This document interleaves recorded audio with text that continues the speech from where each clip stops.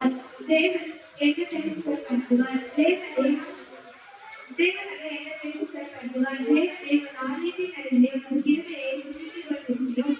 தேவனை உமது நாமம் விளங்குகிறது போல உமது புகழ்ச்சியும் பூமியின் கடற்கரைகளின் பரியந்தமும் விளங்குகிறது.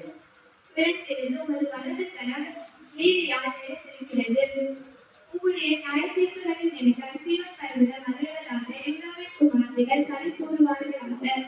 சீயோனை சுற்றிலும் புறாவி அதன் பந்தங்களை எண்ணுங்கள். பின்வரும் சந்ததிக்கு நீங்கள் விவரிப்பதற்காக அதன் அலங்கத்தை கவனித்து அதன் அலங்கணிகளை உற்று பாருங்கள். இந்த தேவன் என்னைக்கும் உள்ள சதா காலங்களிலும் நம்முடைய தேவன் மரண பரியந்தம் நம்மை நடத்துவார். சங்கீதம் 49 1-3 வரைக்கும். ஜனங்களே, நீங்கள் எல்லோரும் கேளுங்கள்.